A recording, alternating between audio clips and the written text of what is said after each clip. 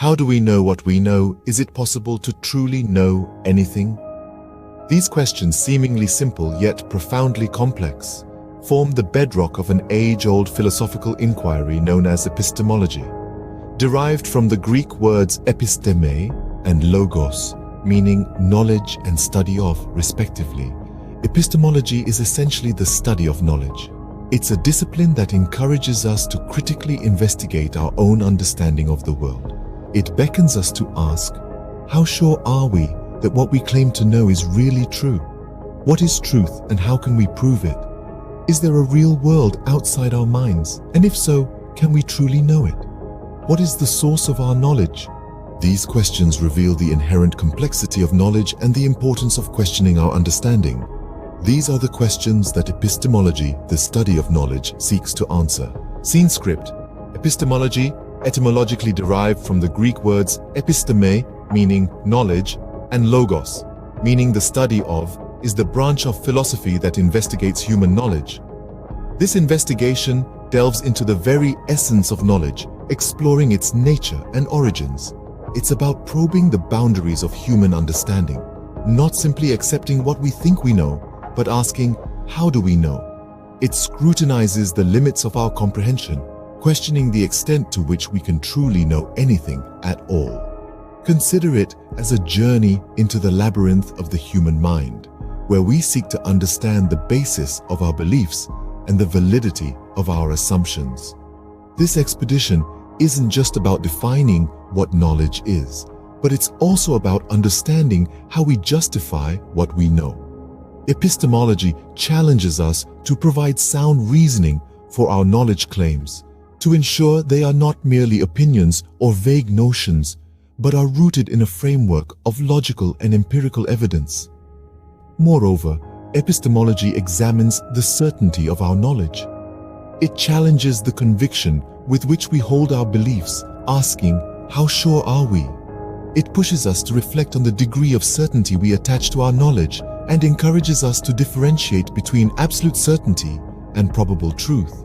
But here's where it gets even more fascinating. The scope of epistemology extends beyond individual knowledge. It takes a meta-perspective, investigating the concept of knowledge itself. It is like a mirror held up to knowledge, reflecting on its own nature and origins. It is knowledge taking a step back, turning the lens on itself and asking, what am I? This self-referential aspect of epistemology makes it a unique field of study, one that is deeply introspective and critical, yet expansive and enlightening. It probes the very foundations of human understanding, pushing us to question, reflect, and understand more deeply. In essence, epistemology is knowledge investigating itself, taking a critical look at its own foundation. The scope of epistemology is vast and complex, encompassing both the object and the end of knowledge. Delving into the intricacies of this philosophical discipline, we find ourselves entangled in a web of questions and uncertainties that make up its object.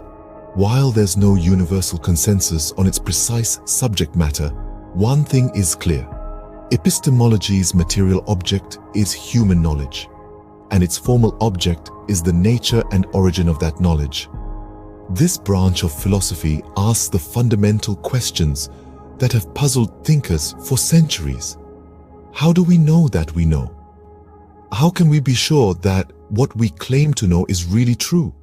What is truth? How can we prove what we know? Is there a real world outside the mind? And if so, can we know it? What is the source of our knowledge? These questions may seem daunting, but they are at the heart of epistemology, propelling its ongoing quest for understanding. But what about the end of epistemology?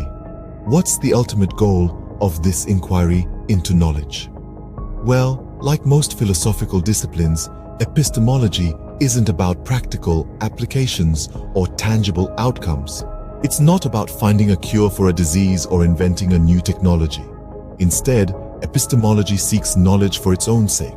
It's a theoretical science, a journey into the depths of understanding with no specific destination in mind. Epistemology is a mirror held up to the face of knowledge. It's about introspection, about knowledge investigating itself. It's about taking a critical look at what we think we know and asking the hard questions. It's about challenging assumptions, scrutinizing beliefs, and questioning the very foundations of our understanding. Thus, the pursuit of epistemology is not simply to acquire knowledge, but to understand the very nature of knowledge itself. It's about peeling back the layers of what we consider to be true and examining the very roots of our understanding. It's not an easy task, but it's a vital one, for it's only by understanding the nature of knowledge that we can hope to navigate the complexities of our world with wisdom and insight. Skepticism, or the doubt or denial of the possibility of knowledge, is a cornerstone of the epistemological discourse.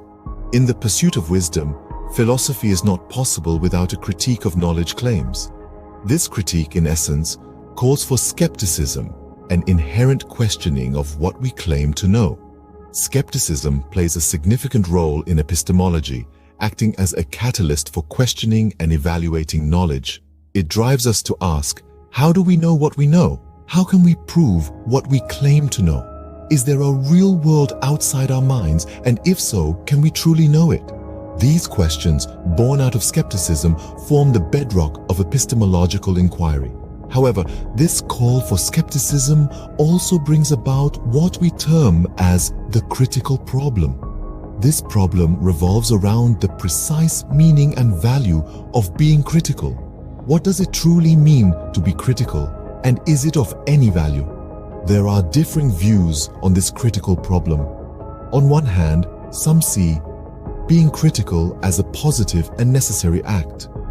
According to this view, not to be critical would be a sign of immaturity and conformity, a manifestation of dogmatism. This perspective champions the critical mind as a tool for growth, for pushing the boundaries of our knowledge.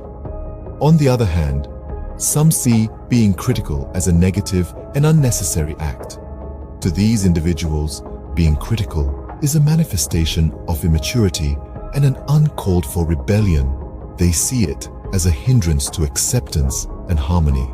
The most extreme form of this critical problem is universal skepticism, an attitude of accepting nothing as firmly established.